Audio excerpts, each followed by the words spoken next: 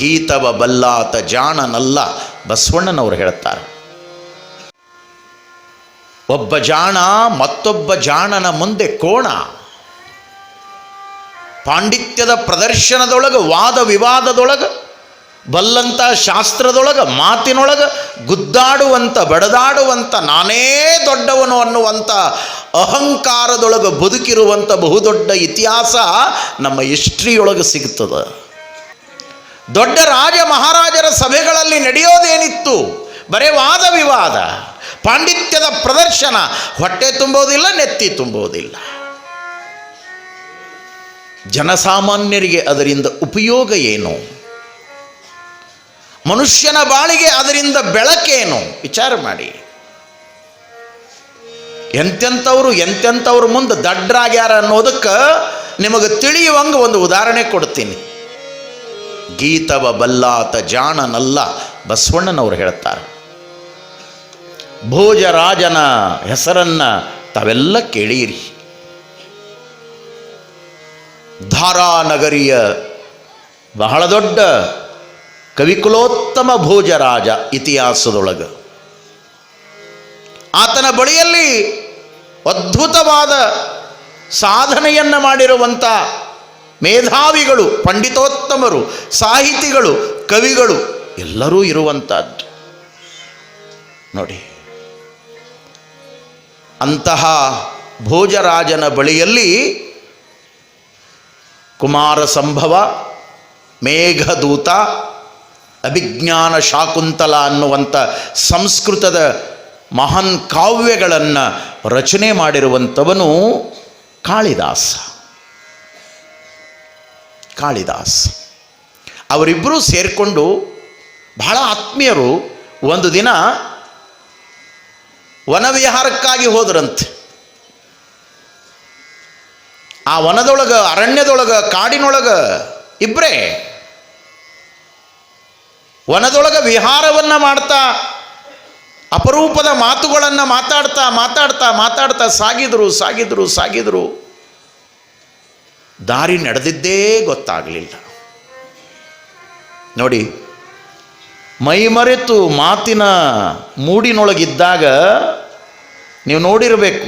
ಬಹುಶಃ ಬೆಳಗಾವಿ ಜಿಲ್ಲೆಯೊಳಗೆ ಹೊಳಿಸಾಲಿನ ಊರುಗಳು ಬಹಳ ಅದಾವ. ಅವರು ದೊಡ್ಡ ದೊಡ್ಡ ಹಂಡೇದಂಥ ಕೊಡಗಳನ್ನು ಹೊತ್ಕೊಂಡಿರ್ತಾರೆ. ತಾಯಂದ್ರೆ ತಲೆ ಮ್ಯಾಗ ಒಂದಿರ್ತದೆ, ಕೊಂಕಳದಲ್ಲಿ ಒಂದಿರ್ತದೆ. ಇಬ್ಬರು ಭೇಟಿ ಆದ್ರೆ ತಾಸುಗಟ್ಟಲೆ ಮಾತಾಡ್ತಾರೆ. ವಜ್ಜನ ಆಗಿರಂಗಿಲ್ಲ ಅವು. ತಾಸುಗಟ್ಟಲೆ ಮಾತಾಡ್ತಾರೆ. ಬಟ್ಟಿ ಗಂಟು ಹೊತ್ಕೊಂಡು ತಾಸುಗಟ್ಟಲೆ ಮಾತಾಡ್ತಾರೆ. ಮೇವಿನ ಹೊರಿ ಹೊತ್ಕೊಂಡು ತಾಸುಗಟ್ಟಲೆ ಮಾತಾಡ್ತಾರೆ. ಅದು ಮರೆಸಿಬಿಡ್ತದೆ ನೋಡ್ರಿ ಎಲ್ಲದನ್ನು. ಹಂಗೆ ಇವರಿಬ್ಬರು ಮಾತಾಡ್ತಾ ವಿನೋದವಾಗಿ ವಿಹಾರವನ್ನು ಮಾಡುವಾಗ ಸಾಗಿದ್ರು.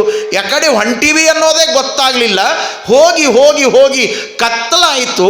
ಕತ್ತಲದೊಳಗೆ ದಾರಿ ತಪ್ಪಿಸ್ಕೊಂಡ್ರು ಭೋಜರಾಜ, ಕಾಳಿದಾಸ ದಾರಿ ತಪ್ಪಿಸ್ಕೊಂಡ್ರು. ಹೊತ್ತಾಯಿತು. ಆ ಸಂದರ್ಭದೊಳಗೆ ಕಾಳಿದಾಸ,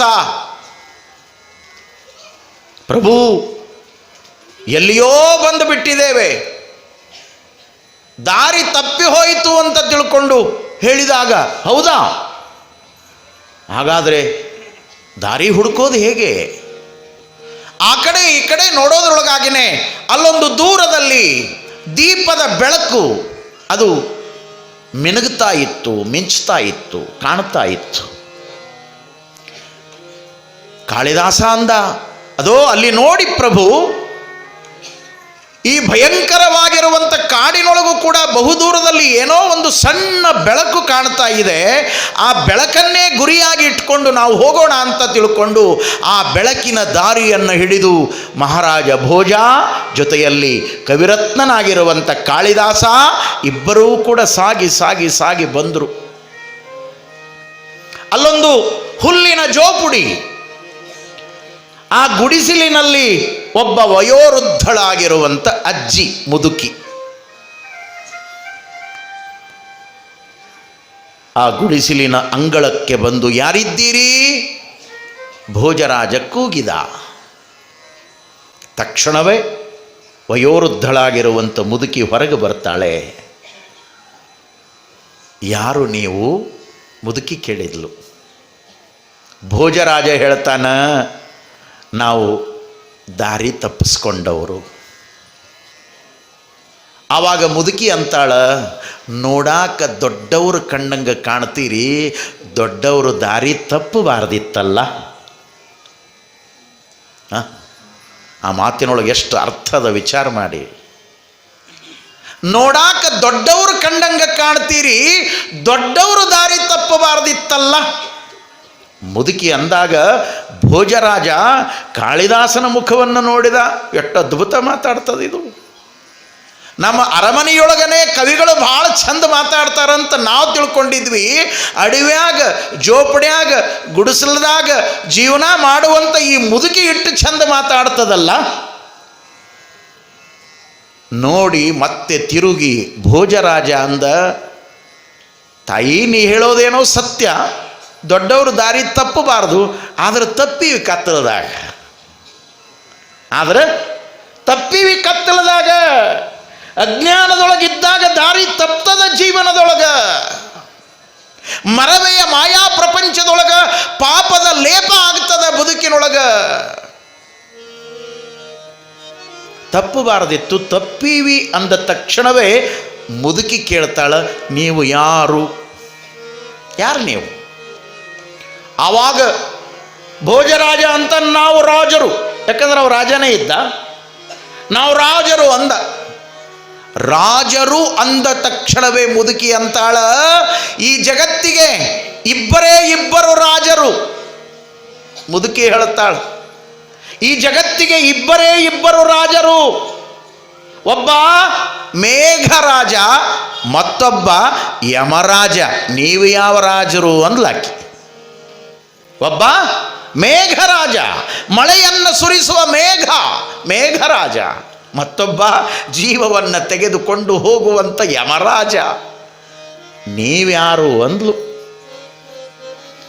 ಆವಾಗ ಭೋಜರಾಜ ಅಂತಾನ, ನಾವು ಯಾತ್ರಿಕರು ಅಂದ. ಆವಾಗ ಮುದುಕಿ ಅಂತಾಳ, ಈ ಜಗತ್ತಿನೊಳಗೆ ಇಬ್ಬರೇ ಇಬ್ಬರು ನಿಜವಾದ ಯಾತ್ರಿಕರು. ನೋಡ್ರಿ ಆಕೆ ತಿಳುವಳಿಕೆ ಎಷ್ಟದ. ಈ ಜಗತ್ತಿನೊಳಗೆ ಇಬ್ಬರೇ ಇಬ್ಬರು ನಿಜವಾದ ಯಾತ್ರಿಕರು. ಯಾರು ಅಂದರೆ, ಹಗಲನ್ನು ನಿತ್ಯ ಬೆಳಗಲು ಬರುವಂಥ ಸೂರ್ಯ ಒಬ್ಬ ನಿಜವಾದ ಯಾತ್ರಿಕ, ರಾತ್ರಿ ಬೆಳಕನ್ನು ಚೆಲ್ಲಲು ಬರುವಂಥ ಚಂದಿರ ಮತ್ತೊಬ್ಬ ಯಾತ್ರಿಕ. ಇವರೇ ಈ ಸೃಷ್ಟಿಯೊಳಗೆ ನಿಜವಾದ ಯಾತ್ರಿಕರು. ಇವರ ಯಾತ್ರೆ ಒಂದೂ ದಿನವೂ ತಪ್ಪಿಲ್ಲ. ನೀವ್ಯಾರು? ಮುದುಕಿ ಕೇಳಿದ್ಲು, ನೀವ್ಯಾರು? ಆವಾಗ ಭೋಜರಾಜ ಕಾಳಿದಾಸನ ಮುಖ ನೋಡಿದ್ನಂತ. ನಾವು ಅರಮನೆಯೊಳಗೆ ಗೀತ ಶಾಸ್ತ್ರ ಅಧ್ಯಯನ, ಪಾಂಡಿತ್ಯ, ಕವಿತ್ವ, ಪ್ರೌಢಿಮೆ ಇದನ್ನೆಲ್ಲ ಮುಂದಿಟ್ಟುಕೊಂಡು ದೊಡ್ಡವರು ಅನಿಸ್ಕೊಂಡೀವಿ. ಈಕಿ ಮುಂದೆ ಉತ್ತರನ ಕೊಡೋಕ್ಕಾಗವಲ್ದಲ್ಲ. ಕಾಳಿದಾಸನ ಮುಖವನ್ನು ತಿರುಗಿ ನೋಡಿದಾಗ ಕಾಳಿದಾಸ ಅಂದ, ಮಹಾರಾಜರೇ ನೀವು ಸುಮ್ಮಿರ್ರಿ, ಮುಂದಿಂದ ನಾ ಮಾತಾಡ್ತೀನಿ. ನೀವ್ಯಾರು ಅಂತ ಮುದುಕಿ ಕೇಳಿದಾಗ ಕಾಳಿದಾಸನ ತಲೆಯೊಳಗಿತ್ತಲ್ಲ. ನಮ್ಮನ್ನು ಕೇಳಿದರೆ ನಾವೇನಂತೀವಿ? ಪ್ರವಚನಕಾರರಂತೀವಿ. ನಮ್ಮ ತಲೆಯಾಗ ಅದ ಇರ್ತದೆ, ಅದನ್ನೇ ಹೇಳಬೇಕಲ್ಲ. ನಿಮ್ಮನ್ನು ಕೇಳಿದರೆ ಒಬ್ಬರು ಆಫೀಸರ್ ಅಂತಾರೆ, ಒಬ್ಬರು MLA ಅಂತಾರೆ, ಒಬ್ಬರು MP ಅಂತಾರೆ, ನಾವು ವ್ಯಾಪಾರಸ್ಥರು ಅಂತಾರೆ, ನಾವು ಒಕ್ಕಲ್ತನದವ್ರು ಅಂತಾರೆ. ಹಿಂಗಂತಾರಲ್ಲ ತಲೆಯಾಗಿದ್ದಿದ್ದು. ಕಾಳಿದಾಸ ಅಂದ, ನಾವು ಕವಿಗಳು ಅಂದ. ಆವಾಗ ಮುದುಕಿ ಅಂತಾಳ, ಎಲ್ಲ ಕವಿಗಳಿಗೆ ಕವಿತ್ವದ ಶಕ್ತಿಯನ್ನು ಕೊಡುವಂಥ ಈ ಪ್ರಕೃತಿಯೇ ಮಹಾಕವಿ. ಆ ಕವಿ ಮುಂದೆ ನೀವ್ಯಾವ ಕವಿಗಳು, ನೀವ್ಯಾರು ಅಂದ್ಲಾಕಿ. ಯಾವ ಕವಿಯು ಕೂಡ ಕವನವನ್ನು ಬರೆದರೂ ಕೂಡ ಈ ಪ್ರಕೃತಿಯನ್ನು ನೋಡಿನೇ ಕವನ ಬರೆದಾನ. ಹಸಿರು, ಮೋಡ, ನೀರು, ಗಾಳಿ, ಭೂಮಿ, ಬೆಳಕು ಇದನ್ನು ನೋಡಿ ಬರೆದಾನಲ್ಲ. ಇದನ್ನು ಬಿಟ್ಟು ಮತ್ತೇನರ ಬರೆದಾನೇನು? ಇಲ್ಲ. ಈ ಪ್ರಕೃತಿಯೇ ಒಂದು ಅದ್ಭುತವಾದ ಕವಿ. ನೀವ್ಯಾರು ಅಂದ್ಲು. ಆವಾಗ ಕಾಳಿದಾಸ ಮುಂದುವರಿತಾ ಒಂದು ಮಾತನ್ನು ಹೇಳ್ತಾನೆ. ಯವ್ವ ನಾವು ಸೋತವರು ಅಂದ. ನಾವು ಅಲ್ಲಿ ಸಭಾದಾಗ ಪಾಂಡಿತ್ಯ ತೋರಿಸಿ ಗೆದ್ದೀವಿ, ಆದರೆ ನಿನ್ನ ಮುಂದೆ ನಾವು ಸೋತವರು ಇಷ್ಟಕ್ಕೆ ಮುದುಕಿ ಬಿಡಲಿಲ್ಲ. ಈ ಜಗತ್ತಿನೊಳಗೆ ಸೋತವರು ಯಾರು? ಸೋತವರು ಇಬ್ಬರು ಇರ್ತಾರೆ. ತೀರಿಸಲಾರದಷ್ಟು ಸಾಲವನ್ನು ಮಾಡಿಕೊಂಡವರು, ಸಾಕಲಾರದಷ್ಟು ಮಕ್ಕಳನ್ನು ಹಡೆದವರೇ ಈ ಜಗತ್ತಿನೊಳಗೆ ಸೋಲುವವರು. ನೀವ್ಯಾರು ಅಂದು ನೀವ್ಯಾರು ಅಂದು ಆವಾಗ ಭೋಜರಾಜ ಅಂದ, ಇನ್ನು ಮುಂದೆ ಏನೂ ಮಾತಾಡಬೇಡ. ಬೆಳತನ ಮಾತಾಡಿದರೂ ನಮಗೆ ಉತ್ತರ ಕೊಟ್ಟು ಈಕೆ ಸೋಲಿಸ್ತಾಳೆ. ಈಕೆ ಮುಂದೆ ನಮ್ಮ ಬ್ಯಾಳೆ ಬೇಯಂಗಿಲ್ಲ. ನಮ್ಮದೇನಿದ್ರು ಅರಮನೆಯೊಳಗೆ ನಾನೇ ಪಂಡಿತ ಅನ್ನುವಂಥ ದಿಮಾಕಿನೊಳಗೆ ಅಲ್ಲೇನು ನಾವು ಮಾತಾಡ್ತೀವಿ, ಅಲ್ಲಟ್ಟ ನಮ್ಮದು ನಡೀತದೆ. ಇಲ್ಲಿ ನಡೆಯಂಗಿಲ್ಲ, ಮೌನವಾಗಿರೋದು ಅಂದು. ಇಬ್ಬರು ಸುಮ್ಮನೆ ನಿಂತ್ಕೊಳ್ಳೆ. ಆ ಮುದುಕಿ ಅಂತಾಳ, ನೀವು ಯಾರು ಅನ್ನೋದು ನನಗೆ ಗೊತ್ತದ ಅಂದ್ಲಾಕಿ. ಭೋಜರಾಜ ಅಚ್ಚರಿ ಪಡ್ತಾನೆ. ಏನು ಹೇಳ್ತಾಳೋ ಏನಂತಾಳೋ ಗೊತ್ತಿಲ್ಲ ಅಂದಾಗ ಆ ಮುದುಕಿ ಅಂದ್ಲು, ಮಹಾಸ್ವಾಮಿ, ತಾವು ಭೋಜ ಅನ್ನೋದು ಗೊತ್ತು, ಈ ಪುಣ್ಯಾತ್ಮ ಕಾಳಿದಾಸ ಅನ್ನೋದು ಗೊತ್ತು. ನಿಮ್ಮಂಥ ಮಹಾನುಭಾವರು ಅಂಗಳದೊಳಗೆ ಬಂದಾಗ ಭೋಜರಾಜನ ಧಾರಾ ನಗರಿಯೊಳಗೂ ಕೂಡ ಸಾಮಾನ್ಯರೊಳಗೂ ಜ್ಞಾನ ಇದೆ ಅನ್ನೋದು ನಿಮ್ಮ ಅರಿವಿಗೆ ಬರಲಿ ಅಂತ ನಿಮ್ಮ ಕೂಡ ಮಾತಾಡಿದೆ ಅಂದ್ಲು ಮುದುಕಿ.